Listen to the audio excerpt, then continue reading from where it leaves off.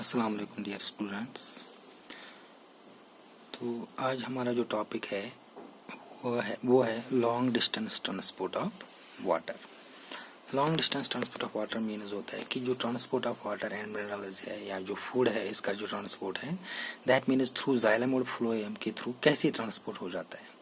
ठीक है, अभी तक आप लोगों को मैंने पढ़ाया था शॉर्ट, इससे पहले लॉन्ग डिस्टेंस ट्रांसपोर्ट से पहले मैंने आप लोगों को पढ़ाया था short distance transport. That means कि from one cell to another cell किस तरह से ट्रांसपोर्ट होता है। उसमें मैंने आप लोगों को डिफरेंट टर्मिनोलॉजीज पढ़ाई थी, जैसे ऑस्मोसिस पढ़ाया था, वाटर पोटेंशियल पढ़ाया था, ये सारा मैंने आप लोगों को बोला था।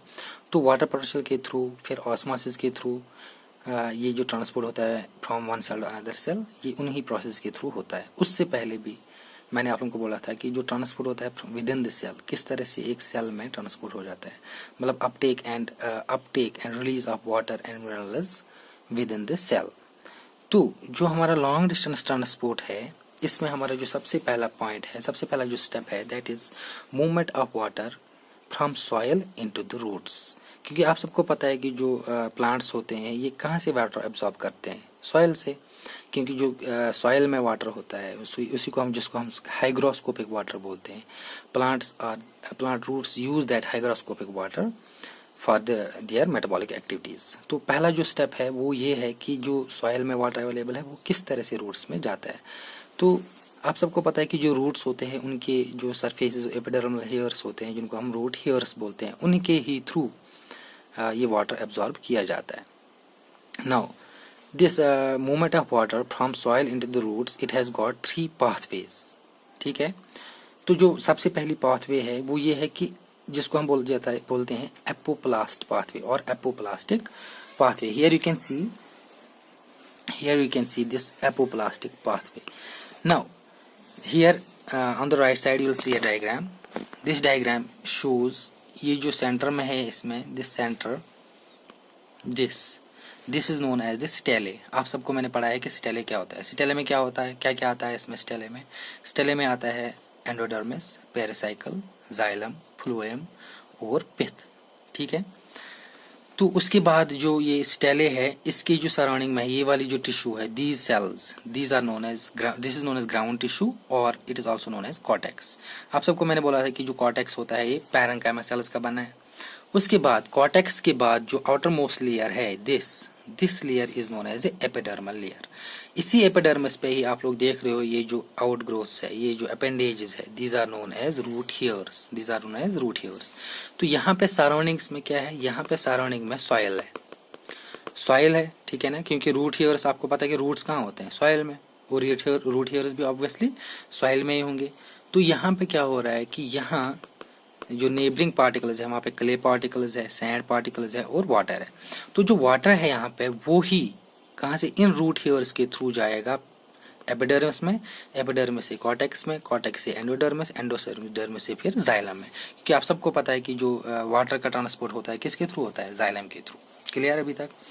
उसके बाद now the first pathway is known as apoplast pathway. Apoplastic भी बोल सकते हो या एपोप्लास्ट पाथवे भी बोल सकते हो। So what is apoplast pathway? Apoplast pathway means the movement of water और movement of water from soil into the root into the cortex through, जो इम्पोर्टेंट पॉइंट वो ये है, क्या है वो ये है कि जो मूवमेंट ऑफ वाटर होगा ये किसके थ्रू होगा, it is between cell spaces. आप सबको पता है कि जो पैरेन्काइमा सेल्स है, कॉर्टेक्स में सेल्स है, उनमें क्या होते हैं intracellular spaces. You can see here intracellular spaces. तो ये जो वाटर का मूवमेंट है ये किसके थ्रू है, एपोप्लास्टिक वाटर का मूवमेंट किसके थ्रू है, बिटवीन इंट्रासेलुलर स्पेसेस और थ्रू द सेल वॉल। मतलब ये है कि ये जो मूवमेंट ऑफ वाटर हो रहा है ये इंट्रासेलुलर स्पेस के थ्रू हो रहा है और सेल वॉल के थ्रू हो रहा है। मतलब ये है कि वाटर एक सेल में, चाहे एपिडर्मल सेल हो चाहे कॉर्टिकल सेल हो, ये इस सेल में अंदर नहीं जाता है। मतलब ये साइटोप्लाज्म के थ्रू नहीं जाता है, बल्कि कहाँ से जाता है, सेल वॉल के थ्रू और इंट्रासेलुलर स्पेस के थ्रू। तो आप लोग ये लाइन देखो यहाँ पे, इसको मैं थोड़ा क्लोज दिखा रहा हूँ। आप लोग ये लाइन देखो, this is the movement of water, apoplast movement of water. यहाँ पे आ गया तो सेल वॉल के थ्रू, इंट्रासेलुलर स्पेस के through, cell wall intracellular space के थ्रू अप टू एंडोडर्मिस। तो आप इसमें देख रहे हो कहीं पे भी जो ये वाटर मॉलिक्यूल है ये कहीं पे भी एक सेल में एंटर नहीं होता है। ठीक है। This is known as apoplastic pathway. तो what is apoplastic pathway? Apoplastic pathway means movement of water through cell wall and intercellular spaces without crossing और विदाउट एंटरिंग एनी सेल। कहां तक? एंडोडर्मिस तक, क्योंकि एंडोडर्मिस के बाद एक अलग पाथवे है। क्लियर है अभी तक? दूसरी जो पाथवे है this is known as symplast pathway. This is known as Simplast pathway. Now what is Simplast pathway? Here water travels from one cell to next via plasmodesmata. Now let's see what is plasmodesmata. तो यहाँ पे आप लोग देखो Simplast pathway, यहाँ पे क्या हो रहा है कि जो वाटर मॉलिक्यूल है ये पहले रूट हेयर में एंटर हो जाएगा, फिर एपिडर्मल सेल के अंदर से साइटोप्लाज्म के थ्रू, यहाँ से ये देखो साइटोप्लाज्म में, फिर नेक्स्ट साइटोप्लाज्म में, नेक्स्ट सेल के साइटोप्लाज्म में, फिर नेक्स्ट सेल के, इसी तरह थ्रू दिस सेल हो रहा है ट्रांसपोर्ट। तो आप सबको पता है कि जो सेल्स होती है दे आर इंटरकनेक्टेड। जो पैरेन्काइमल सेल्स होती है या जो टिश्यू में जितनी भी सेल्स होती हैं they are interconnected through plasmodesmata. What is plasmodesmata? Plasmodesmata means cellular connections, कि एक सेल दूसरी सेल के साथ किसके थ्रू कनेक्ट है? प्लाज्मोडेस्माटा। तो यहाँ पे आपको मैं क्लोज में दिखा रहा हूँ। Okay let's see. हाँ, यहाँ पे आप लोग देखो क्लोज में, ये जो पोर्स है, यहाँ पे देखो पोर है, ये वाली सेल और ये वाली सेल किसके थ्रू कनेक्ट है? यहाँ पे पोर है। यही जो पोर है इसी को बोला जाता है प्लाज्मोडेस्माटा। तो यहाँ पे इसी पोर के थ्रू इस सेल से इस सेल में वाटर आ रहा है, फिर यहाँ से यहाँ, यहाँ से यहाँ, कहाँ तक? अप टू एंडोडर्मिस तक, अप टू एंडोडर्मिस तक। So this is known as second pathway, this is the symplastic pathway. Clear है अभी तक? Now these are the two major pathways through which water enters into the roots from soil. Clear है? अब point क्या है? Point यहाँ पे ये है कि एंडोडर्मिस तक तो वाटर आ गया, एक किसके थ्रू? एक एपोप्लास्ट के थ्रू, एक सिम्प्लास्ट के थ्रू, अप टू एंडोडर्मिस।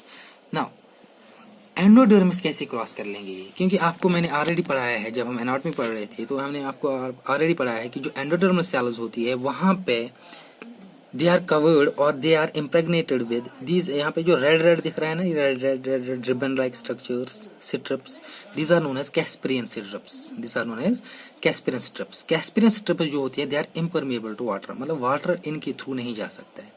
तो क्या होगा फिर यहाँ पे?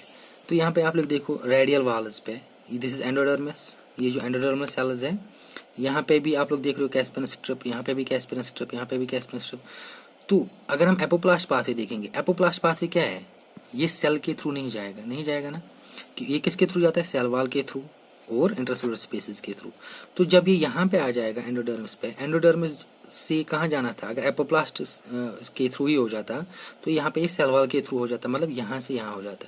लेकिन यहाँ पे आप लोग देख रहे हो कि यहाँ पे कैस्पेरियन स्ट्रिप है, so it doesn't allow the water molecule to enter into the vascular cylinder, right, to enter into the xylem. So क्या होगा फिर यहाँ पे? तो at the endodermis the apoplast pathway is stopped, it is obstructed by this Casparian strip. So at the endodermis the apoplastic movement pathway occurs through Simplast, मतलब ये endodermis cell के through हो जाता है। तो अब क्या होगा यहाँ पे एपोप्लास्ट वाटर का, ये जब ये एंडोडर्मिस में आ जाएगा तो एंडोडर्मिस सेल के थ्रू मतलब साइटोप्लाज्म में जाएगा, फिर वहां से जाइलम में जाएगा। सिम्प्लास्ट क्या होता है? ये तो आ गया ना एंडोडर्मिस पे, तो एंडोडर्मिस ये तो हो ही जाता है। सिम्प्लास्ट पाथवे किसके थ्रू हो जाता है? साइटोप्लाज्म के थ्रू। तो ये डायरेक्टली एंडोडर्मल सेल के थ्रू हो जाएगा और कहाँ पे आ जाएगा? जाइलम में। This is known as movement of water into the roots. तो जब ये जाइलम में आ गया, किसके जाइलम में? रूट के जाइलम में। तो रूट के जाइलम से ये अब कहाँ से जाएगा? रूट के जाइलम से आ जाएगा स्टेम के जाइलम में, फिर स्टेम के जाइलम में अदर पार्ट्स में, लीफ में, फ्रूट में, जहाँ पे भी, यहाँ एपिकल मेरिस्टेम में, जहाँ पे भी वाटर की जरूरत है। So this is known as movement of water into the roots. Thank you.